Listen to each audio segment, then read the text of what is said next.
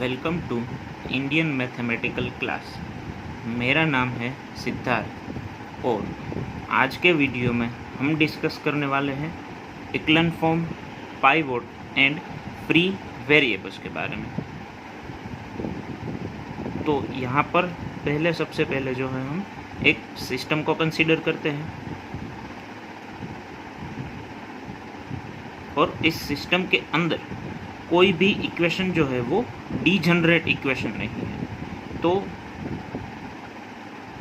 ये सिस्टम जो है वो इक्लन फॉर्म कब कहा जाएगा देखते हैं हम। सबसे पहले तो यहाँ पे लिखा है कि इस सिस्टम के अंदर कोई भी इक्वेशन जो है वो डीजनरेट नहीं है and the leading unknown in each equation other than the first is to the right of the leading unknown in the preceding equation. इसका मतलब है कि अगर कोई इक्वेशन में लीडिंग अननोन है तो वो पिछले वाले इक्वेशन के राइट साइड में होगा। जैसे कि आप यहाँ पे देखिए ये सेकंड इक्वेशन है, तो इसका जो ये लीडिंग अननोन है वो पिछले वाले इक्वेशन यानी कि फर्स्ट इक्वेशन का जो लीडिंग अननोन है उसकी पोजीशन के एक राइट साइड में है। ठीक है, तो यहाँ पे आप देख सकते हैं फर्स्ट इक्वेशन में जो लीडिंग अननोन है वो है x1। सेकंड इक्वेशन में जो लीडिंग अननोन x3 है वो पिछले वाले इक्वेशन यानी x1 के पोजीशन के राइट साइड में है।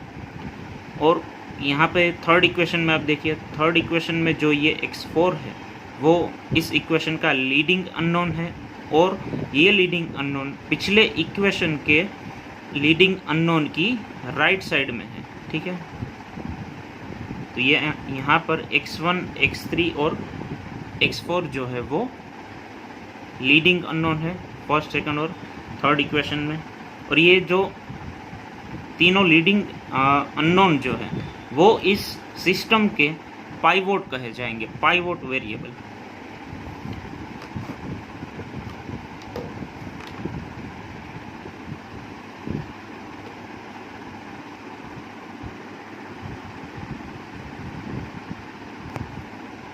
तो यहाँ पे जो है वो x1, x3 और x4 ये तीनों पाइवोट वेरिएबल्स हैं। और जो बाकी के जो दो अननोन है ये इस सिस्टम के अंदर हमारे पास में टोटल 5 अननोन्स हैं, x1, x3 और x4 ये तीनों पाइवोट कहलाए जाएंगे। और x2 और x5 जो है वो कहलाए जाएंगे फ्री वेरिएबल। ठीक है, तो ये आप देख सकते हैं।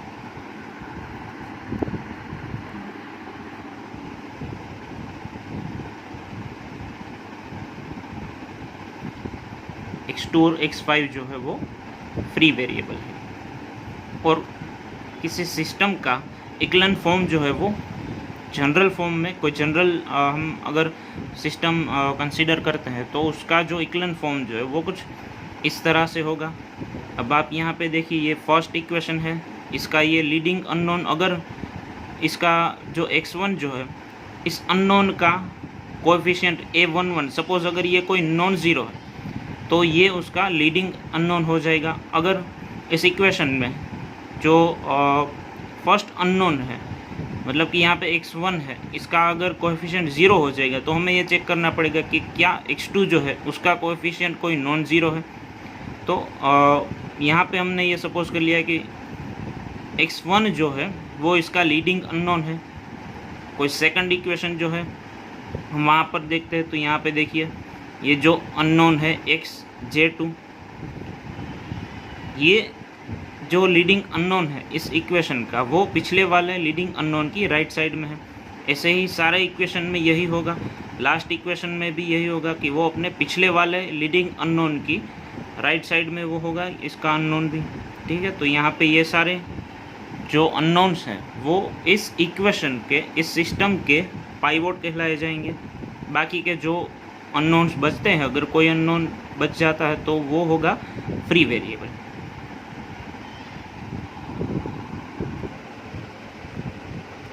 नेक्स्ट हम एक थ्योरम को देखते हैं। Consider a system of linear equations in echelon form से with r equations in n unknown.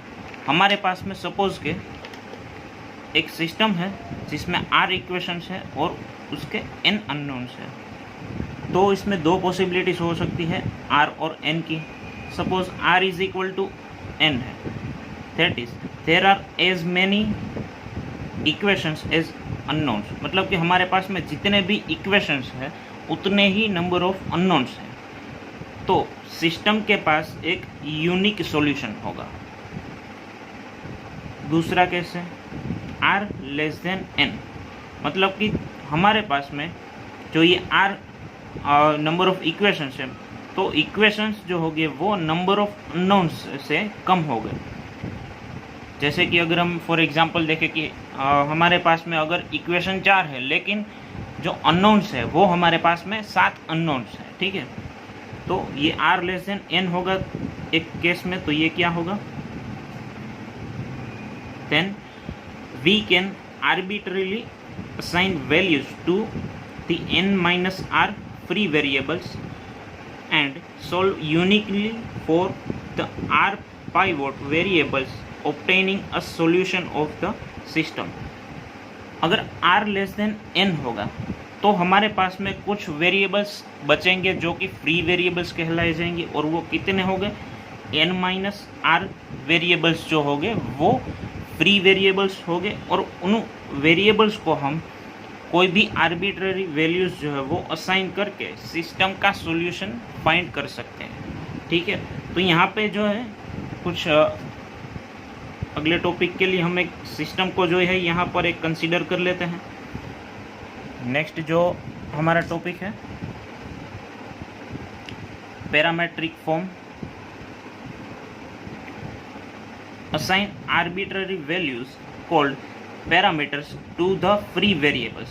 अब देखिए ये जो सिस्टम है हमारे पास में, हमने अभी जस्ट पीछे ये एक सिस्टम, हमने यही सिस्टम देखी थी, उसमें x1 x3 और x4 जो है वो पाइवोट है, और x2 और x5 जो है वो फ्री वेरिएबल्स है।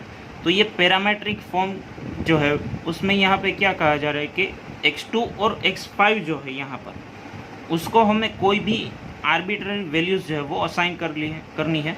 सपोज़ कि x2 को हमने a वैल्यू दे दी है और x5 को हमने रखा है b, ठीक है। ये a और b जो है कोई आर्बिट्ररी उसकी वैल्यूज़ है x2 और x5 की। Then use back substitution to obtain values for the pivot variables x1 x3 x5 in terms of the parameters a and b।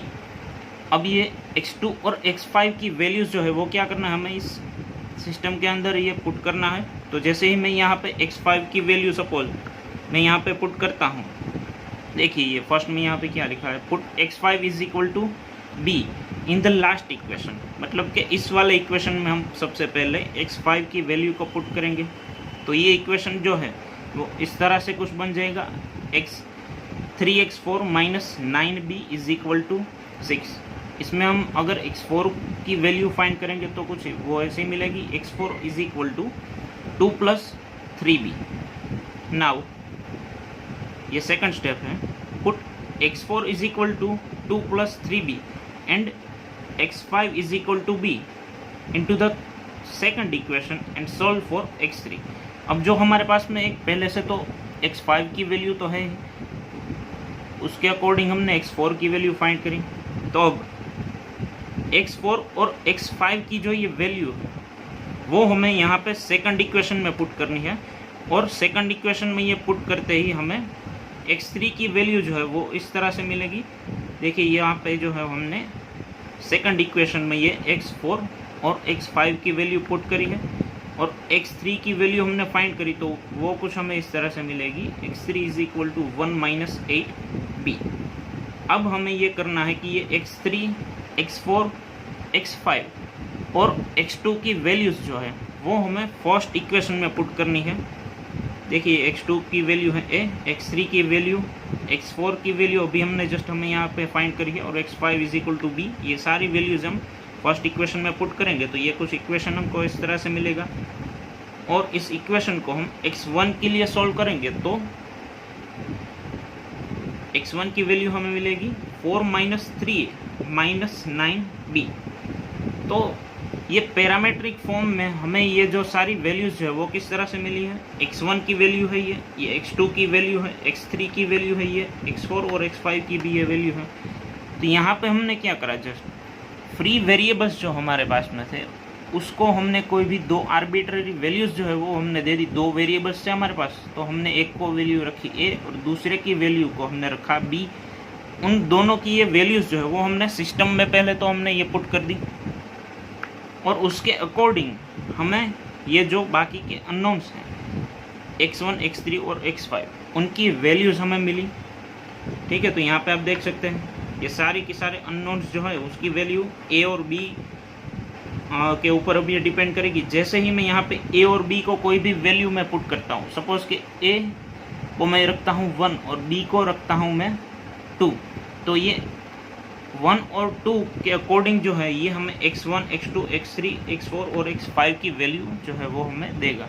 यहाँ पे a और b की जगह जो है वो हम कोई भी वैल्यूज़ को पुट करेंगे तो उन वैल्यू के अकॉर्डिंग यहाँ पे हमें बाकी के जो अननोन्स जो हैं उनकी वैल्यू हमें मिलेगी। नेक्स्ट है free variable form. Use back substitution to solve for the pivot variables x1, x3, x4 directly in terms of the free variables x2 and x5। जो हमने अभी सिस्टम कंसीडर करी है उसमें हम क्या करेंगे, जो हमारा लास्ट इक्वेशन है उसमें हम सबसे तो पहले x4 के लिए जो है वो सॉल्व करेंगे। x4 इज इक्वल टू आएगा 2 + 3x5। अब ये जो x4 की वैल्यू जो है वो हम सब्सटीट्यूट करेंगे अपने सेकंड इक्वेशन के अंदर, सिस्टम के सेकंड इक्वेशन के अंदर, और फिर जो है हम x3 के लिए हम सोल्व करेंगे तो हमको मिलेगा x3 is equal to 1 - 8x5। और ये जो x3 की जो हमें वैल्यू मिली और x4 की जो हमें वैल्यू मिली वो हम पुट करेंगे फर्स्ट इक्वेशन में, और हम x1 के लिए सोल्व करेंगे तो x1 की हमें वैल्यू मिलेगी x1 is equal to 4 - 3x2 - 9x5। इस सिस्टम के अंदर सबसे पहले यहाँ से जो है हम x4 की वैल्यू निकालेंगे। उसकी वैल्यू को फाइंड करते ही जो है हम उसको पुट करेंगे x3 के अंदर, तो हमें x3 की वैल्यू मिलेगी इन टर्म्स ऑफ x5। और यहाँ पे x3 और x4 की वैल्यूज हमारे पास में है x5 के अकॉर्डिंग। ठीक है, तो ये x3 और x4 की जो वैल्यूज हमारे पास में है वो हम पुट करेंगे फर्स्ट इक्वेशन में। अब जो है वो हमारे पास में x1 की वैल्यू मिलेगी इन terms of free variables x2 and x5। ठीक है, तो यहाँ पे जो है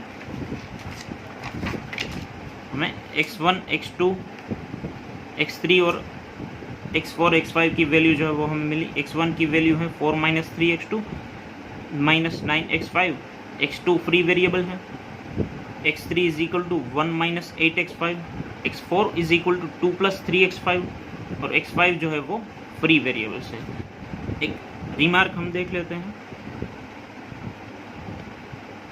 अ particular solution of the above system can be found by assigning any values to the free variables and then solving for the pivot variables by back substitution.